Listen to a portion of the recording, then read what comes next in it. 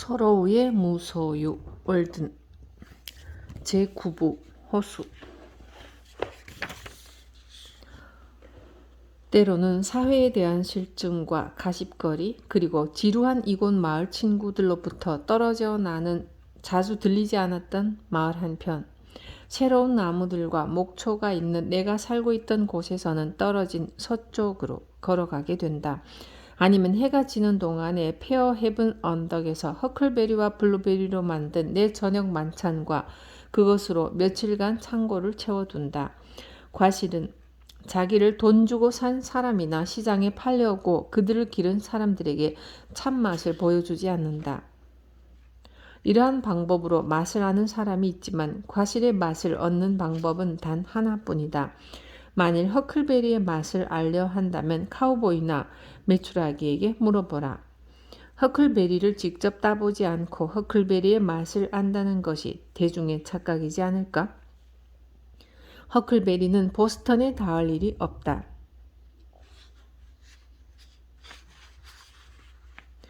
거기 새 언덕에서 자라나기 전까지는 보스턴에서 허클베리를 알 수도 없다. 가장 맛있고 과일의 핵심적인 부분은 꽃이 핀 순간에 마켓 카트에 문질러지며 사라진다. 그리고 그들은 순전히 식료품이 된다. 하나님의 통치하에 있을 때는 단 하나의 순결한 허클베리가 시골 언덕에서부터 멀리 떨어진 곳으로 옮겨질 일은 없을 것이다. 온종일 김매기를 한 후에 가끔 나는 아침부터 못에 나가 낚시를 하던 성급한 친구들과 함께 한다. 내가 도착할 즈음에 오리나 물 위에 뜬 잎사귀 간에 조용하고 아무 기척도 없고 여러 종류의 철학적 생각들을 고심한 끝에 내린 아주 평범한 결론은 마치 그가 고대 종파에 속한 수사와 닮았다는 것이다.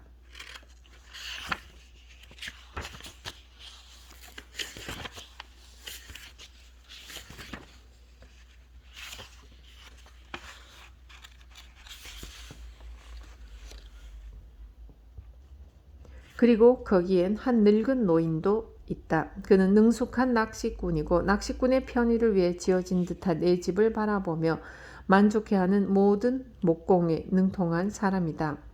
나 또한 그의 낚싯줄을 고르기 위해 내 현관 앞에서 그가 앉은 것을 보면 만족스럽다. 이따금 우리는 같이 목가에 앉는다. 그는 보트의 한쪽 끝에 그리고 나는 반대편에 앉아서 말이다.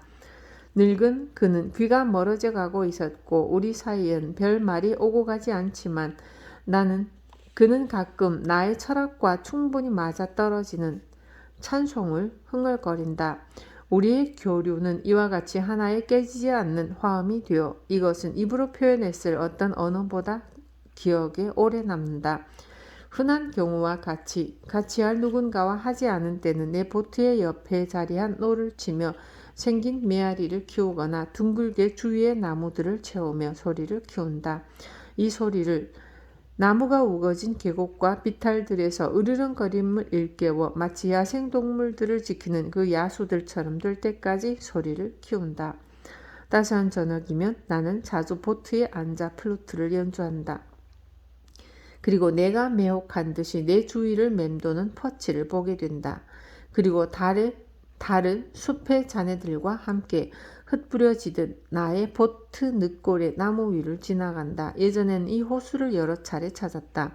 아주 깊은 여름밤에 친구와 함께 물가로 고기를 끌어 모아줄 거라는 생각에 모닥불을 피우고 끈에 잔뜩 매단 지렁이로 고기를 잡았었다. 그러고는 활활 타고 있는 나무들을 깊은 밤의 호수로 로켓을 쏘아 올리듯 높게 던져버렸다.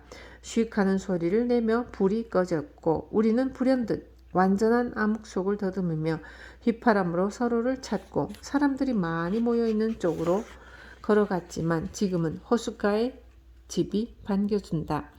가끔은 마을 응접실에서 가족이 모두 퇴근할 때까지 지낸 후에 나는 숲으로 돌아왔고 다음날 저녁을 기다리는 마음과 함께 한밤의 달빛을 벗삼아 낚시를 즐기고 부엉이와 여우들의 그리고 가끔은 가까이서 들리는 알 수 없는 새들의 삐걱거리는 소리의 향연을 즐긴다.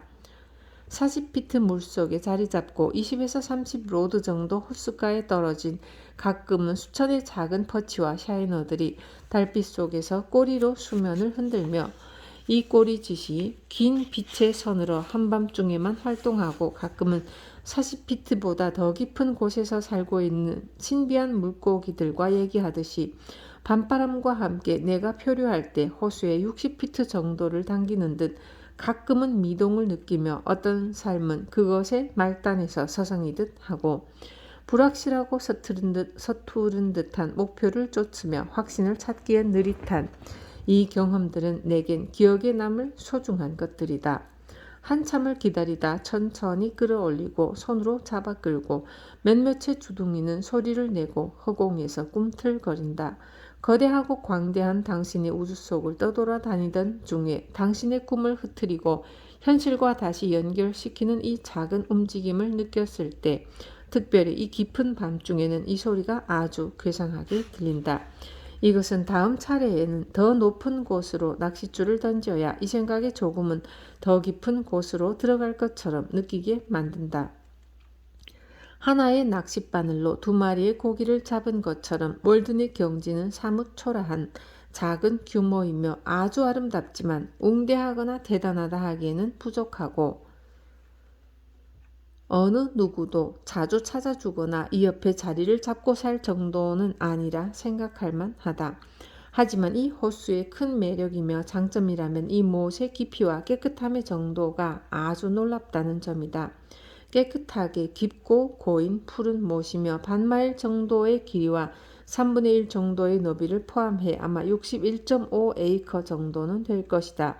구름의 흐름과 증발로 일어나는 이동 외에 물의 흐름을 눈으로 확인할 수 없는 하지만 오랜 시간 소나무와 오크나무 사이에서 자리한 호수이다.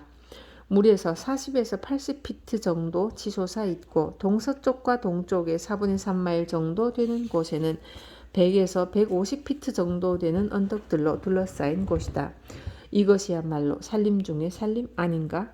콩코드의 물은 적어도 두 가지 색을 띠는데 먼저 빛과 하늘의 흐름에 따라 변하는 것이다. 여름의 맑은 날에는 조금 떨어져서 파랗게 보인다. 물이 일렁일 때에는 특히 먼 거리에서 봐도 여전히 같은 색을 보여준다.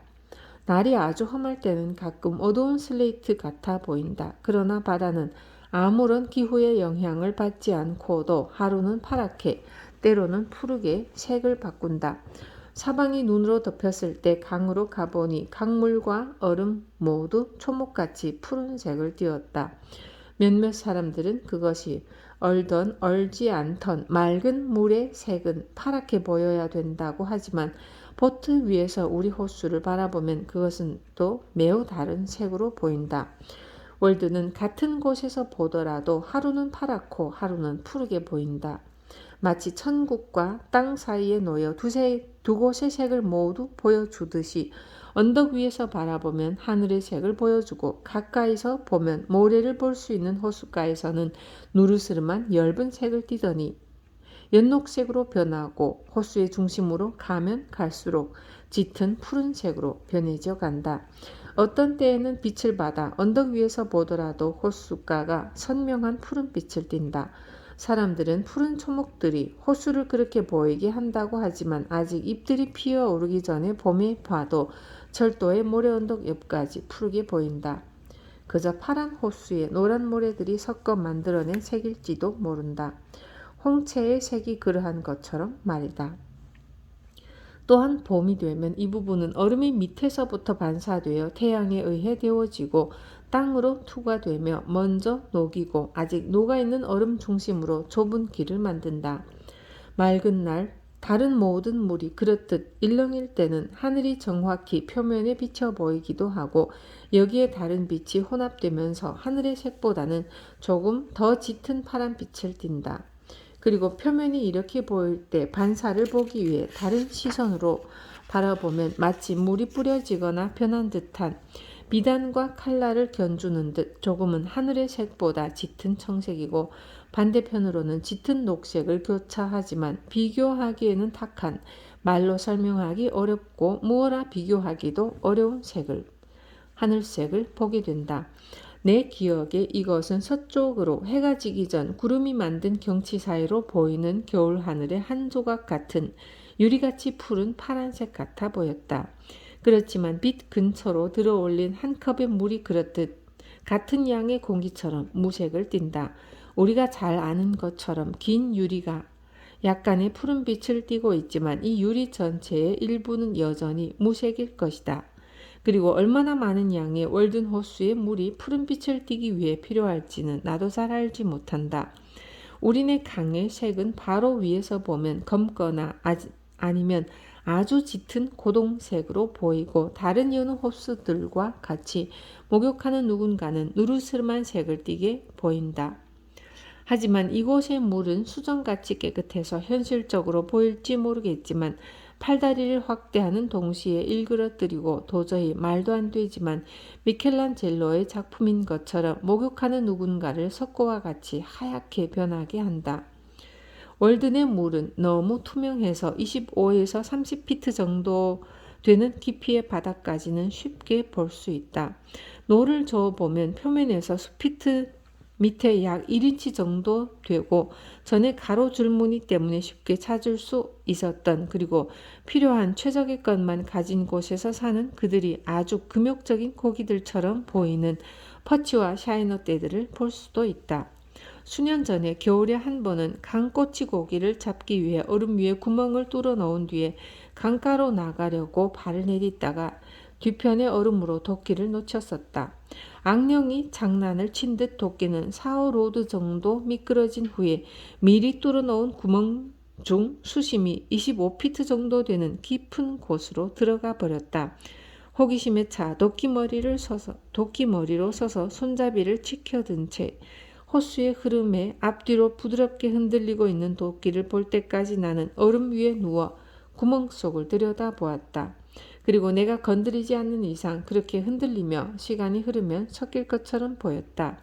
내가 가지고 있던 얼음끌을 가지고 바로 위에 다른 구멍을 만들고는 주변에서 내가 만들 수 있는 가장 긴 자작나무 짝대기 하나를 잘라내어 올가미를 만든 후에 천천히 물속에 넣었다. 손잡이 마디를 지나고 자작나무가 다다르게 한 뒤에 도끼를 끌어당겼다. 월든의 호숫가는 한두 곳의 모래 해변과 포석같이 매끈하고 둥근 흰 돌들이 이어지는 지대로 이루어져 있다. 호수의 여러 곳이 낙엽 하나만 던져도 물속 깊은 곳까지 빠져버릴 정도로 가파르고 만약 이곳이 그리 투명하지 않았더라면 다른 쪽에서 떠오르기 전까지는 한 번 빠지고 나면 못의 바닥이 어딘지도 모를 정도로 깊다. 어떤 이들은 바닥이 안 보인다고도 한다. 이 호수는 전혀 탁하지 않고 어쩌다 들른 사람들은 이곳에서 수초를 찾을 수도 없다고 말할지 모른다. 원래 여기 살지 않았던 작은 건초들을 제외하고는 어떤 뚜렷한 식물들이 없고 자세히 살펴도 창포나 부들을 찾을 수 없으며 노랗든 하얗든 백합도 없지만 야생의 작은 심장 모양의 잎들과 포타 모제톤밖에 찾을 수 없고 만약 물 위에 뜬 워터 타깃꽃을 한두 송이쯤 찾을지 모르지만 이 모든 것들이 목욕하는 이들에게는 보이지 않는다. 이 식물들은 그들이 자라온 월든처럼 깨끗하고 빛이 난다.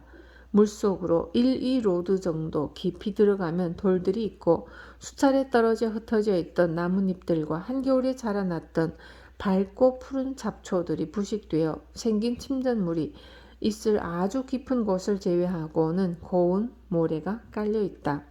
화이트홀라는 월든 같은 호수가 서쪽으로 2.5마일 정도 떨어진 9에이커 코너에 하나 더 있다.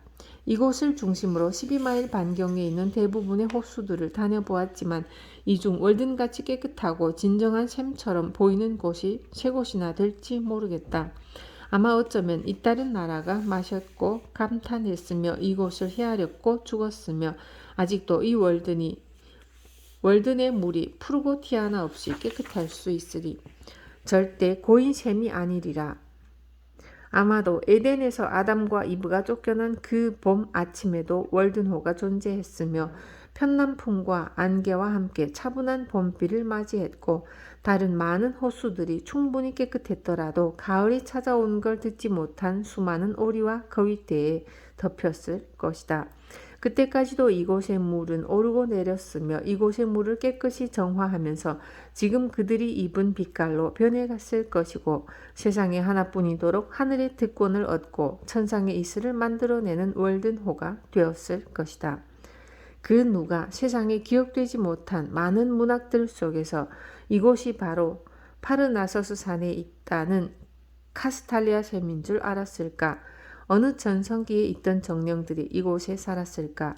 이곳이야말로 콩코드가 쓴 코로넷에 박힌 최고의 보배이지 않는가? 아마 어쩌면 처음 이 호수에 들렸던 이들이 그들의 발자취를 남겼을지도 모른다. 두터운 나무가 호수가 앞에서 자취를 감추었고 좁은 선반 모양의 길이 가파른 언덕 쪽으로 나 있으며 엇갈리게 오르락 내리락 하고 물가에 왔다 갔다 멀어지며 인류만큼 나이가 들었고 원주민들의 발에 밟혔다가 지금 거주하는 이들에게 자신도 모르는 사이 밟혔을 이 호수의 주변 환경을 보고 놀랐다. 그 발자취는 겨울 중에 잡초들과 나뭇가지들에 가려지지 않은 채 선명하고 소복이 쌓인 눈이 내린 뒤 호수의 중간에 있는 것 같이 확연하고 뚜렷하게 보이지만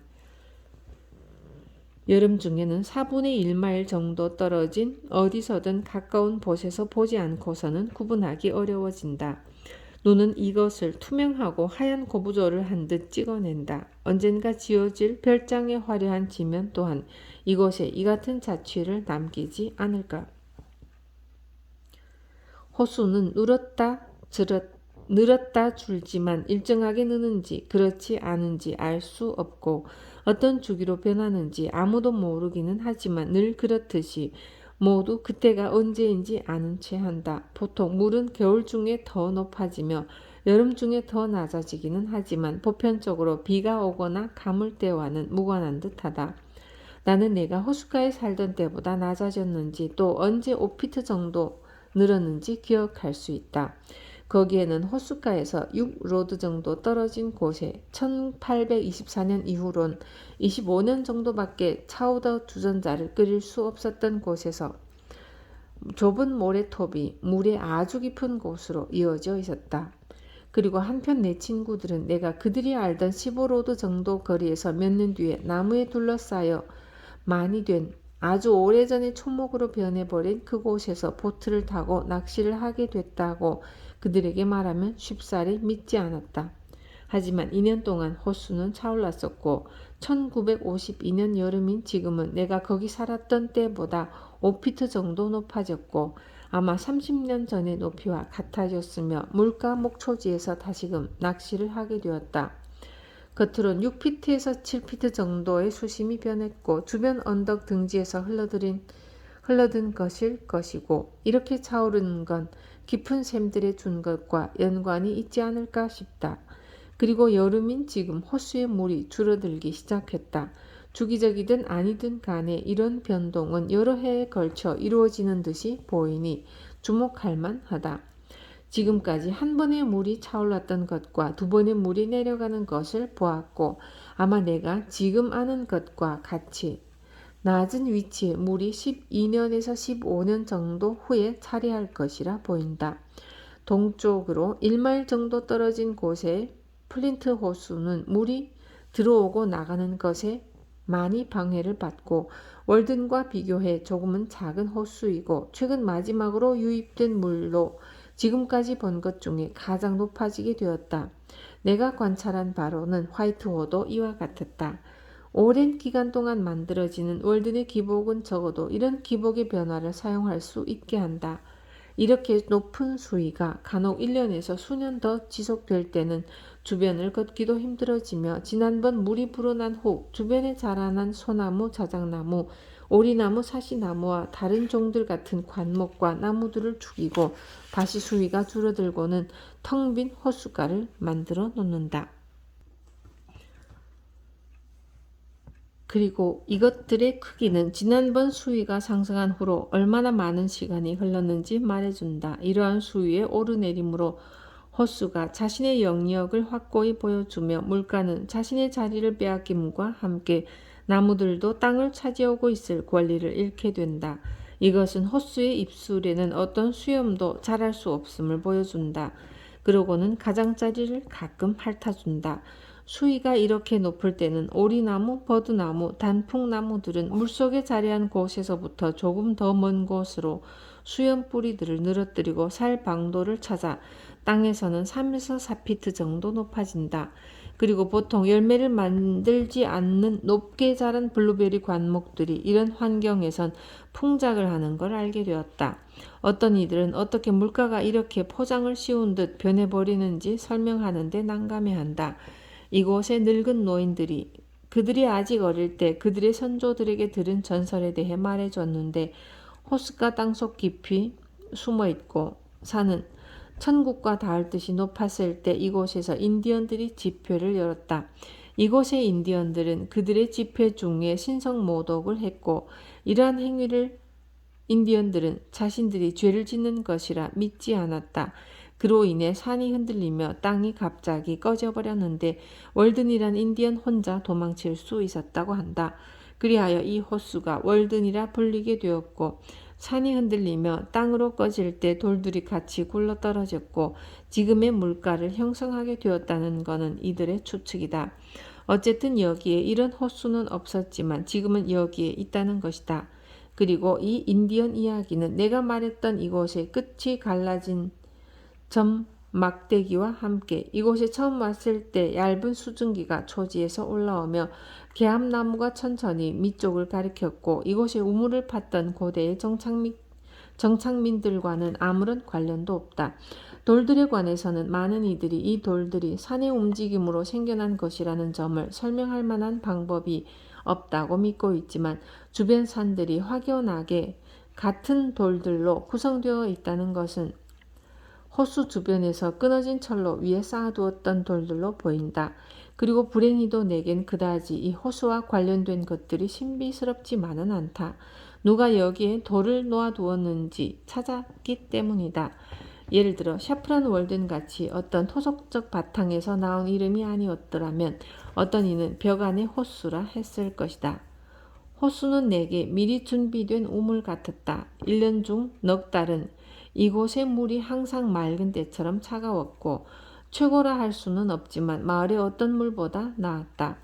겨울 중에는 차가운 공기와 마주하는 모든 물이 샘과 우물보다 차가웠다.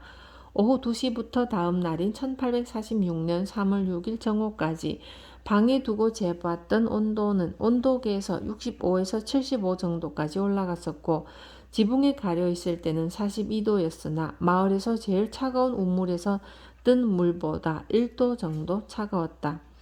같은 날 그 온도는 45도이거나 다른 것들보다도 높았지만 얕고 고인 물과 섞이지 않으면 여름에는 가장 차가웠다. 게다가 여름의 월든호는 이곳의 깊이 때문에 다른 태양과 마주한 곳의 물처럼 데워지지 않았다. 가장 더운 날에 나는 가끔 한 들통을 밤중과 그 다음날까지도 시원하게 보관할 수 있는 지하 창고에 저장해 두고는 주변의 샘으로 놀러 가곤 했다. 그러면 그 물은 내가 처음 떠났을 때와 같은 맛을 주며 펌프로 끌어올린 듯한 맛은 느낄 수 없어진다. 어떤 이든 한여름 중에 이 호숫가에서 캠프를 한다면 물 한 통을 그의 캠프 그늘에서 조금 떨어진 곳에 몇 피트 정도 안에 묻어두기만 하면 차가운 물을 언제나 마실 수 있다고 했다.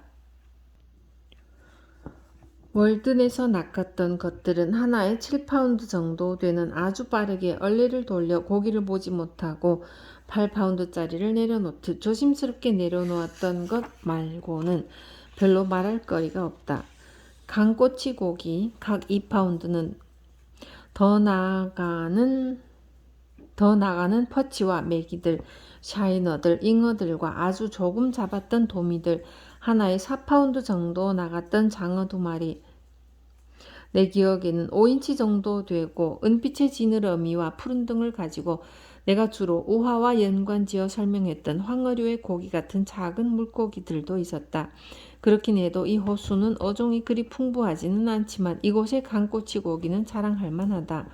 내가 한 번은 얼음 위에 누워 이 고기들을 볼 때 적어도 3가지 다른 종류가 있었고, 길고 얇은 것, 강에서 잡히는 것들 같이 강철색을 띠는 것, 그리고 여기서는 흔한 푸른 산과 깊고 밝은 금빛을 띠는 것, 그리고 금빛을 띠며 같은 모양이지만 짙은 갈색이나 검은 점들이 송어같이 희미한 핏빛의 점들과 섞여서 흩뿌려진 듯한 것들.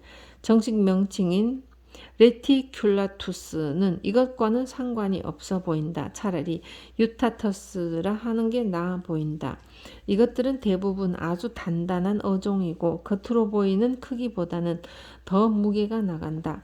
잉어와 메기와 퍼치는 물론 이 호수에 사는 모든 물고기들은 물이 더 깨끗하기 때문에 다른 강이나 호수에 사는 종들보다 더 깨끗하고 잘생겼고 단단히 살찌워졌으며 다른 종들과 구분하기가 쉽다. 아마 많은 어류학자들은 이 고기들로 새로운 종을 만들어낼지도 모른다. 그리고 여기에는 깨끗한 개구리와 거북이, 사형쥐와 밍크가 남겨둔 자취들과 돌아다니는 진흙거북들도 이따금 찾아가는 걸 볼 수 있다. 아침에 보트를 밀고 나갈 때 가끔은 내 보트 밑에서 밤을 새우던 진흙거북을 깨울 때도 있다. 오리와 거위는 봄과 가을철에 자주 들르고 흰매 제비가 이 위를 날아다니고 물총새가 경보음을 울리듯 피트윗들이 여름 내내 돌많은 물가에서 지저귄다. 물 위에 스트로부스 소나무에 앉은 물수리를 괴롭히기도 하지만 페어헤븐같이 갈매기의 날개처럼 불경하게 여겼다고 보지는 않는다. 기껏해야 1년을 참는 것뿐이라 이 모든 것들이 이곳에 자주 들르는 주요 동물들이다. 바람이 없는 날 보트를 타면 8에서 10피트 정도 깊이가 되는 동쪽의 호숫가 주변과 몇몇 다른 곳에서 어떤 둥근 12피트의 반 정도 되는 지름과 1피트 정도 높이의 달걀보다 작은 돌 정도의 크기의 덩어리들을 주변이 다 모래인 곳에서 볼 수 있다. 처음에는 이것을 인디언들이 얼음 위에 어떤 의미로 만들었다고 볼 수도 있고 얼음이 녹고 난 뒤에는 다시 바닥으로 가라앉는다. 하지만 이것들은 너무 규칙적이고 그러기엔 분명히 너무 신선하다. 이와 같은 것들은 강에서도 찾을 수 있다. 그러나 어떤 고기로 만들어졌는지는 잘 모르지만 여기에는 흑반이나 칠성장어는 없다. 아마 쉬빈의 둥지이리라. 이것들은 기분 좋은 신비스러움만 남겨둔다. 호숫가는 단조롭기에는 너무 불규칙하기 그지없다. 내 마음으로는 깊은 곳들로 들쑥날쑥한 서쪽, 선명한 북쪽과 솟은 곳들이 서로 교차하고 파인 곳들로 사이를 이루는 아름다운 부채꼴로 된 남쪽 물가를 보게 된다. 물가에서 자라난 산들의 중심에 있는 작은 호수를 보았을 때에는 이처럼 물에 아주 아름다운 전경을 비춰주는 호수가 있고 구불구불한 물가와 가장 자연적이고 합리적인 경계를 만들지 않았으면 숲은 그렇게 잘 만들어지지도 그리고 그렇게 아름답지도 않아 보인다. 마치 도끼로 분명히 표시한 듯 이 주변으로 날 것이나 완벽하지 않은 것은 없고 세련된 땅과 마주한 듯하다. 나무들은 뿌리를 뻗을 충분한 물가가 있고 가장 힘있는 뿌리들을 그리 보내려 한다. 이 자연은 자연이 가장자리에 움트기 시작했으며 눈은 물가의 가장 낮은 관목에서 가장 큰 나무들을 따라 올려졌다. 그리고 거기에는 사람이 손이 닿은 몇몇의 흔적이 있다. 그리고 물은 1000년 전에도 그러했듯 물가를 쓰다듬고 있었다. 호수는 풍경 중 가장 아름답고 표현력이 넘치는 곳이다. 이것은 대지의 눈이다. 바라보는 이로 하여금 자연의 이치를 보여준다. 물가에 자리한 나무들은 얇게 뻗은 속눈썹 같고 우거진 산들과 절벽들은 튀어나온 눈썹 같았다.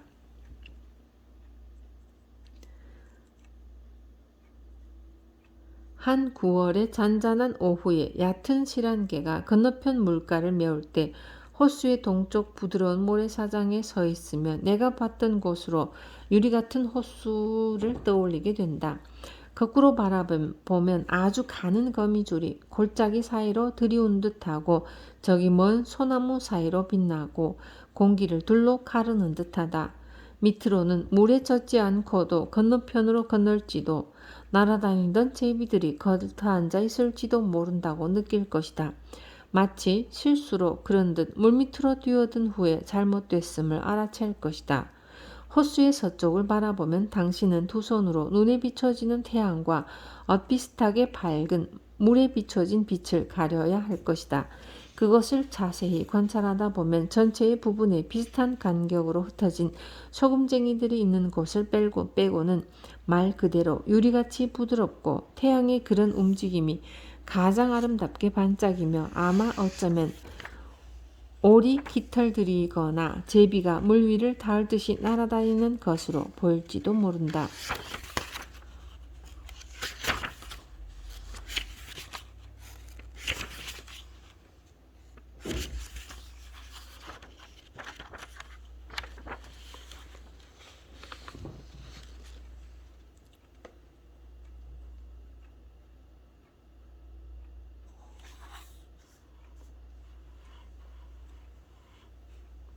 이것은 마치 녹은 유리가 굳지 않았지만 식혀지고 작은 구멍이 깨끗하고 아름다운 완전하지 못한 유리 속에 생긴 건지도 모른다.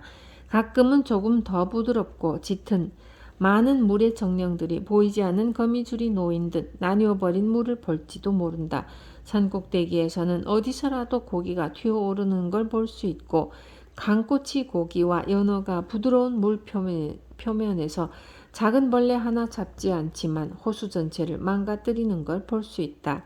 그것은 훌륭한 어떤 정교하고 간단한 사실을 알려주며 조금 떨어진 곳에 앉아 대여섯 로드 정도 주름의 흐름이 주위에 생기는 걸 볼 수 있다. 또한 4분의 1마일 정도 떨어진 곳의 표면에서 끊임없이 생겨나는 수생 곤충들을 찾을 수도 있다. 그들이 물에 주름을 만들며 굴절된 두 선으로 눈에 잘 띄는 물결을 만들고 소금쟁이는 이 위를 주름을 만들지 않고 미끄러지듯 지나간다. 보아하니 아무것도 없이 물결이 잠잠할 때는 그들의 안식처를 떠나고 그들이 완벽히 사라질 때까지 물가로 나아가듯 보인다. 태양의 따스함이 완전히 느껴질 때의 가을에 어느 정도 높이가 있는 그루터기에 앉아 호수를 바라보며 끊임없이 생기지 않았으면 하늘과 나무를 비춘 것들 사이에서 보이지 않았을 물결들을 구경한다.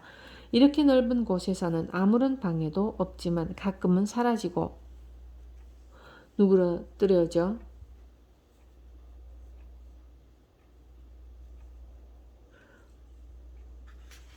마치 물병에 충격을 줬을 때처럼 물결의 흐름은 물가를 찾아가고 다시 잔잔해진다. 물고기가 뛰어오르거나 호수 위로 벌레가 떨어지지 않지만 일정하게 분수가 치밀듯 아름다운 선들로 둥글게 물결이 생기고 가슴이 들썩이듯 자연의 작은 두근거림이 된다. 환희의 전율과 아픔의 전율은 특별히 보이지 않는다. 호수의 현상은 얼마나 고요한가. 다시 인간의 것이 샘에서와 같이 빛난다. 모든 잎과 잔가지와 돌과 거미줄이 봄 아침 이슬로 덮였을 때처럼 이 오후의 중반에 반짝인다. 노와 벌레의 그 모든 움직임들이 만들어낸 번쩍이는 불빛과 노를 저을 때의 그을림이 어찌 그리 아름다울까. 9월과 10월 무렵이면 월드는 내 눈에는 더 값지고 희귀한 돌들로 둘러싸인 완벽한 숲의 거울이 된다. 아마도 어쩌면 땅에 뉘어진 것들 중 호수만큼 예쁘고 깨끗하며 큰 것은 아무것도 없을 법하다. 하늘과 물과 담장 따위는 필요하지 않다. 많은 이들은 더럽히지 않으며 오간다. 수호는 절대 사라질 수 없고 자연이 지속적으로 도금을 입혀 어떤 돌로도 깰 수 없는 그런 거울이다. 어떠한 폭풍과 먼지로도 어둑하게 더럽힐 수 없다. 불순한 것들은 가라앉고 태양의 희미한 솔에 가루가 되고 치워지고 이 위로 숨쉬었던 입김도 남기지 않는 하지만 되레 자신의 입김을 구름처럼 띄워 높이 올리고는 여전히 자신의 가슴에서 비추는 그런 거울. 물의 것은 공기 속의 전기를 받아온다. 위로부터 움직임과 새로운 생명을 끊임없이 받는다. 하늘과 땅의 중간 정도 되어 보인다. 땅은 풀과 나무들만 흔들리지만 물은 바람에 의해 잔물결이 일어 흔들린다. 산들바람이 지나간 곳 위로 빛의 파편이나 줄무늬를 보게 된다. 이런 호수를 들여다볼 수 있다는 것은 대단한 일이다. 아마도 우리는 그렇게 공기의 표면을 내려다보다가 미묘한 전기가 스쳐 지나가는 것을 볼 것이다. 10월 말 정도에 강한 서리가 내린 뒤에는 소금쟁이와 물매미가 완전히 사라져 버린다. 그리고 11월이 되면 평온한 날 표면을 흐트릴 만한 것들이 완전히 없어진다. 며칠간 내린 비가 지나가고 난 후 차분해진 11월의 오후에 구름이 완벽히 끼고 안개가 자욱할 때 나는 호수가 두드러지게 잔잔한 걸 찾을 수 있었고, 그래서 호수의 표면을 구분하기 어려웠다. 그리고 10월에 옅고 밝은 색을 띠지 않게 됐으며 주변을 드리운 산들의 색을 가슴에 품었다. 그러고는 유유히 이곳을 지날 때 나의 보트에서 생겨난 잔잔한 물결이 내가 볼 수 있는 정도까지 퍼져갔고 반사된 것들에 고리진 듯 보이게 만들었다. 하지만 내가 표면을 바라보고 있을 때 서리를 피해 자취를 감추었던 소금쟁이들이 있는 듯이 희미하게 깜빡이는 빛을 여기저기서 볼 수 있었고, 아마 어쩌면 너무 잔잔해서 빛에서 솟아오른 물들에 의해 흐트러진 것일지 모른다. 이곳을 천천히 노저 가다가 나는 내가 수많은 5인치 정도 되어 보이고 푸른 물속에서 우아한 구릿빛을 품으며 장난치듯 표면으로 오르내리며 표면을 일그러뜨리고 가끔은 기포들도 만들어 놓은 작은 퍼치대에 둘러싸인 것을 보고 놀랐다. 이처럼 투명하고 끝없어 보이는 호수에서 구름들이 비치며 나는 기구를 타고 하늘에 떠 있는 느낌이었고, 그들의 지느러미는 새의 날개처럼 마치 나의 좌우에 조금 더 깊은 곳을 날아다니는 새떼들 같은 인상을 받았다. 겨울이 그들의 창에 얼음으로 된 덧문을 만들어 놓기 전에 짧은 기간 중에 많은 고깃떼들이 호수에 있고, 가끔은 호수 표면을 마치 얇은 바람이 지나가고 가는 듯하거나 빗방울이 조금 떨어진 것처럼 보이게 만들어 놓기도 한다.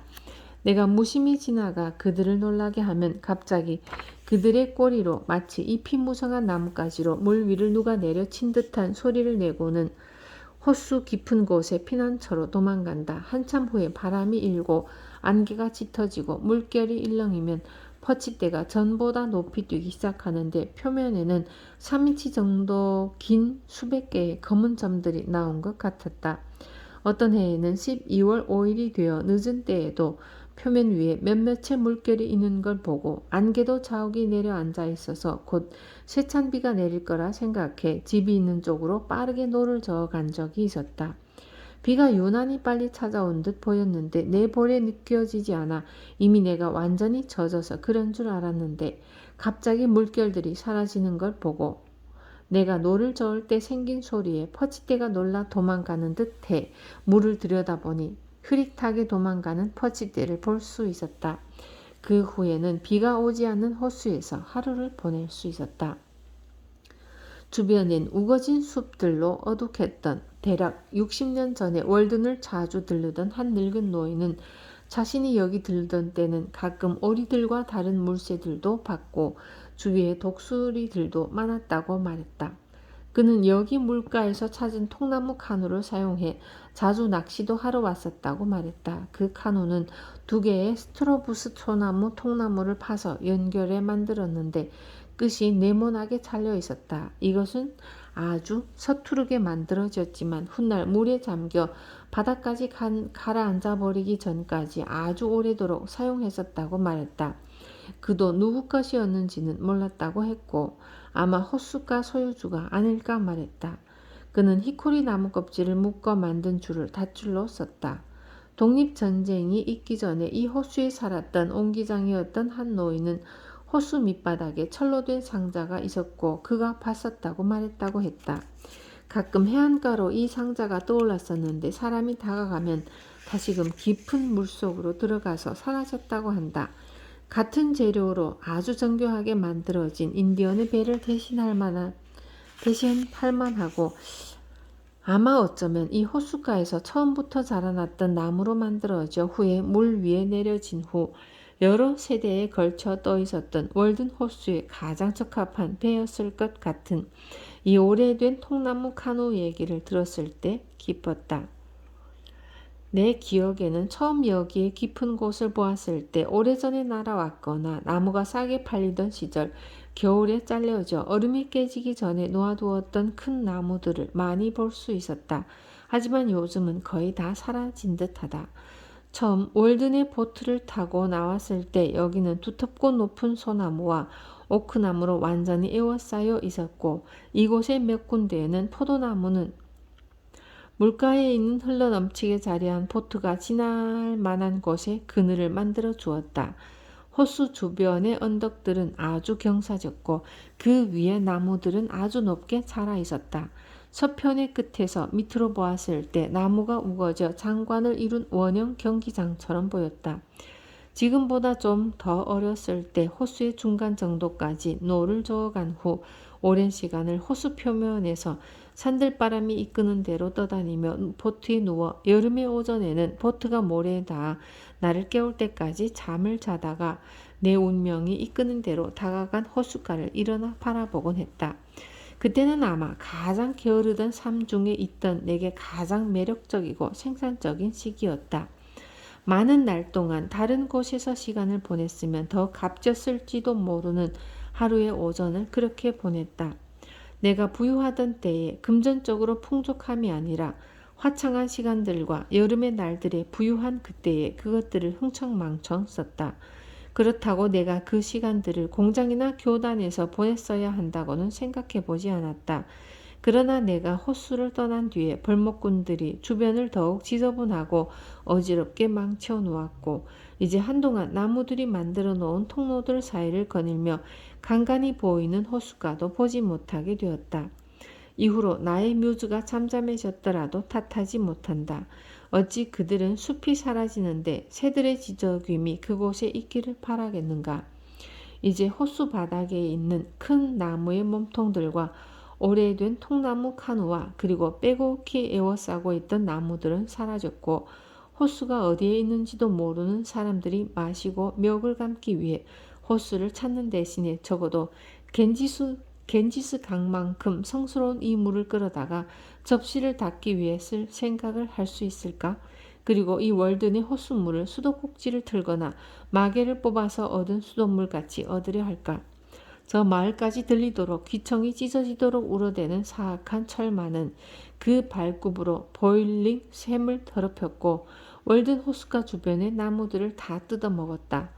돈의 눈이 먼 그리스인에게 보여진 천만의 사람들로 뱃속이 가득 찬 트로이 목마여 더러운 것들로 가득 찬 갈비뼈 사이의 깊은 곳까지 복수의 칼을 찔러버릴 무어홀의 무어 같은 이 나라의 용사는 어디에 있는가? 그럼에도 불구하고 내가 알고 있는 월든이 가장 특징들 중에서도 가장 뛰어난 것은 그 순수함이다. 많은 이들이 여기에 비유되어 왔지만 그 영예를 누릴 사람은 그리 많지 않다. 벌목꾼들이 호숫가를 이곳저곳 벗겨놓았고 아일랜드 사람들이 돼지우리 같은 곳을 만들어 놓고 살았으며 철로가 이곳 주변을 침범했고 얼음 장사꾼들이 호수를 떼내어 간 적도 있지만 여전히 변하지 않았고 내가 젊었을 때 보았던 그 호수 그대로이다. 모든 것이 변한 것은 나이이다.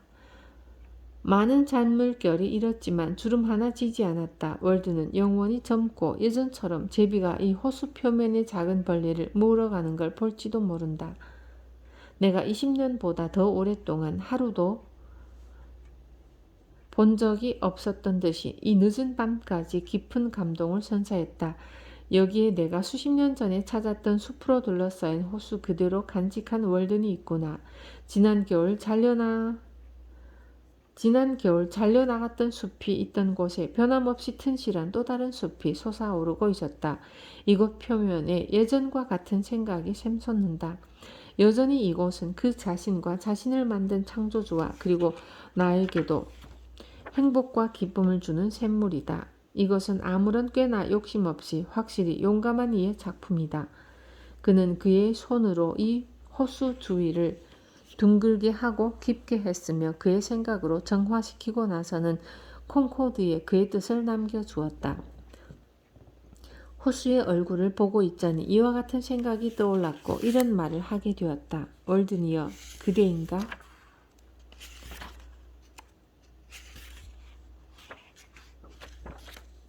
그저 시 한 줄을 꾸미기 위해 내가 꿈을 꾼 게 아니다. 내가 월든에 사는 것보다 하느님과 천국에 더 가까이 할 수 없다. 나는 이 호수에 있는 돌 많은 호숫가이며 그 위를 지나는 산들바람이다. 내 손 안에는 이 호수물과 모래가 자리하고 내 생각의 높은 곳에는 이 호수의 가장 깊은 의지가 자리하고 있다. 열차는 이 호수를 보기 위해 절대 멈추는 법이 없다. 그러나 이 호수를 자주 봤던 기관사와 화부와 지동수와 전기 승차권을 가진 승객들은 여기를 보게 됨으로써 더 나은 사람이 되었기를 바란다. 기관사는 저녁이 되어도 아니면 그의 본성이 한 번은 이 평온하고 순수한 호수를 봤던 것을 잊지 못한다. 단 한 번이라도 이곳을 봤다면 도시의 거리와 엔진의 그름을 씻겨줄 수 있다고 믿게 된다. 어떤 이는 신의 물방울이라 불려야 한다고 할 수도 있다. 전에 월드는 눈으로 볼 수 있는 물의 흐름은 없다고 했지만 이곳보다 멀고 높은 곳에 있는 플린트호에서부터 생긴 여러 작은 샘들이 있기 때문에 플린트호와 간접적인 연관이 있어 보이고 좀 더 낮은 곳에 콩코드 강과는 지질학적으로 비슷해 보이는 많은 작은 호수들을 통해 월든이 흘렀던 것 같고 신이 그리하지 못하게 했지만 조금 파면 이 샘들이 연결되어 그리로 흘러들어갈 것 같아 보여 콩코드 강과도 명백한 연관이 있다. 만약 숲속 은둔자 같이 과묵하고 엄격히 오랜 시간을 보내 지금 같은 아름다운 순수성을 얻었다면 비교적 월든보다 깨끗하지 못한 플랜트호와 섞이거나 바다로 흘러 들어가 그 달콤함을 잃어버리는 것에 애석해 하지 않을 사람이 누가 있겠는가. 이 지역에서 가장 큰 호수여서 네헤라 불리고 샌디 호수라고 불리는 플린트 호수는 월든에서 동쪽으로 1마일 정도 떨어진 링컨에 있다. 이곳은 너비가 197에이커 정도로 더 크고 물고기도 더 많다. 이 호수는 그리 깊지 않고 뛰어날 만큼 깨끗하지도 않다. 가끔은 재미삼아 이쪽 플린트 호수로 숲속을 걸어보았다. 얼굴에 꽤 괜찮은 바람이 불어오는 걸 느끼며 물결이 있는 것을 보고 선원들의 삶을 떠올린 것은 그렇게 걸어가는 데 나름 기쁜 시간이 되었다. 가을에 그곳으로 밤을 주우러 갔었는데 바람이 많이 불던 날 밤들이 물에 떨어져 내 발로 떠밀려 왔다. 그리고 하루는 얼굴로 튀는 신선한 물보라를 맞으며 사초가 무성한 호숫가를 걷고 있을 때 옆부분이 없고 평평한 바닥에 부산이 널린 골풀들이 있는 보트가 난파되어 썩어가는 걸 보게 되었다. 그래도 마치 부패한 잎에 인맥만 남은 듯해 형태는 구분할 수 있었다. 이것은 마치 바닷가에서 볼 법한 장면이었고 또한 그에 걸맞은 교훈도 있었다. 이제는 한낮 곰팡이가 되고 호숫가에선 찾을 수 없게 되어 골풀과 창포가 자라나는 자리가 되었다. 이 호수의 북쪽 끝에 있는 물의 압력으로 인해 장화로 밟아놓은 듯 딱딱하고 단단해진 물결 모양의 모래바닥을 볼 수 있고 한 줄로 쭉 늘어져 마치 물결이 거기 자리한 듯 보이는 골풀들이 자라는 것을 보고 놀라지 않을 수 없었다. 그리고 거기서 완전한 구형이고 0.5인치에서 4인치 정도 지름을 가진 풀과 뿌리로 만들어진 듯 보이는 공 같은 것들을 많이 찾을 수 있었다. 이곳 모래 호숫가에서 얕은 파도에 앞뒤로 일렁이거나 가끔은 위에까지 올라와 호숫가에 있는 것도 볼 수 있었다. 이것들은 완벽하게 풀들로만 만들어졌거나 중심에 약간의 모래가 있는 듯이 보였다. 처음 이것들을 보면 이 주변에서 찾을 수 있는 조약돌과 같이 파도에 의해 생겼으리라 말할지 모른다. 하지만 0.5인치쯤 되어 보이는 가장 작은 것들도 다른 것들처럼 똑같이 거친 재료로 만들어져 있었고 1년 중 한 기간 동안만 찾을 수 있었다. 게다가 일정한 방식으로 이미 만들어져서 떨어진 것과 같이 이곳에 이는 파도는 일정하지 않고 그리 정교하게 만들어진 듯한 이런 공 같은 것들을 만들어낼 수는 없다고 본다. 그리고 그것들은 이 형태를 오랜 기간 동안 유지할 수 있었다. 플린트 호수라니 우리의 명명법은 참 빈약하다. 무슨 권리로 불결하고 어리석은 농부가 자신의 이름을 갖다 붙인단 말인가.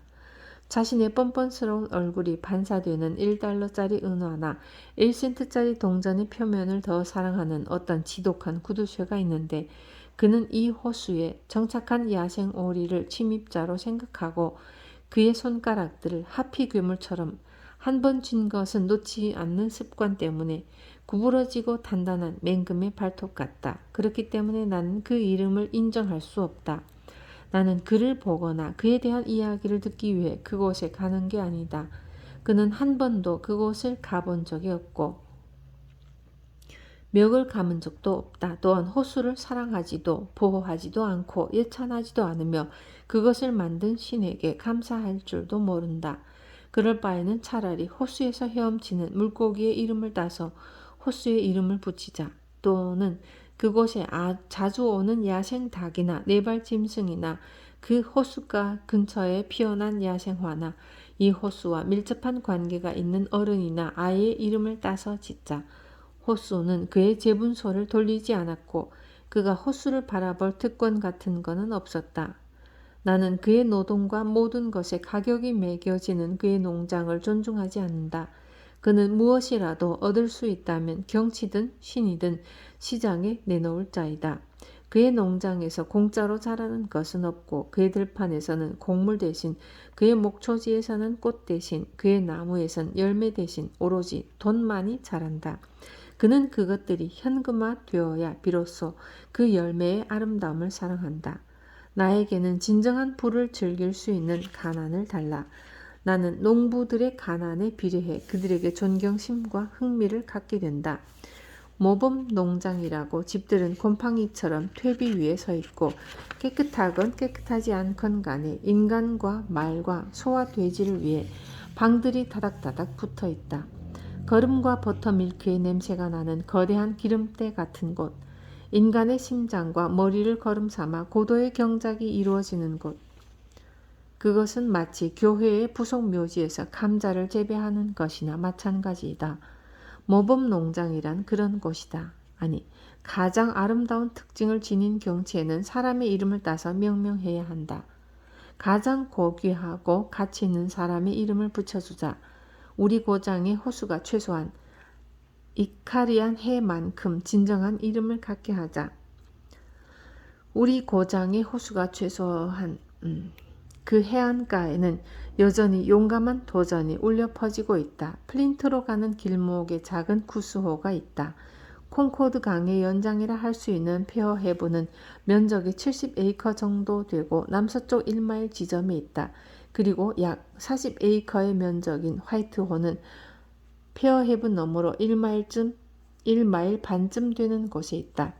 이상이 나의 호수 지역이다. 콩코드 강과 함께 이 호수들은 내가 수리권을 갖고 있어 밤낮으로 그리고 해마다 내가 운반하는 곡물을 받는다.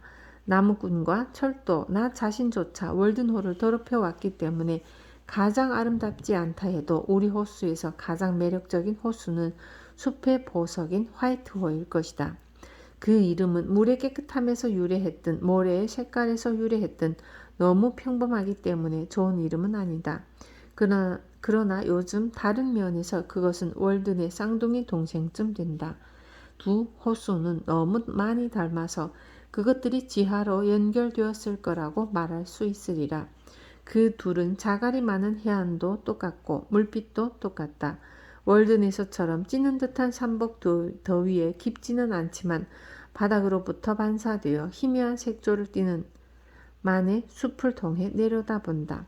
물의 색깔은 안개 자욱한 옅은 청록색이다. 내가 그곳에 진마차를 끌고 샌드페이퍼를 만들 모래를 수집하러 다니던 오랜 기간 동안 그 호수에 갔었고 그 후에도 계속해서 갔다.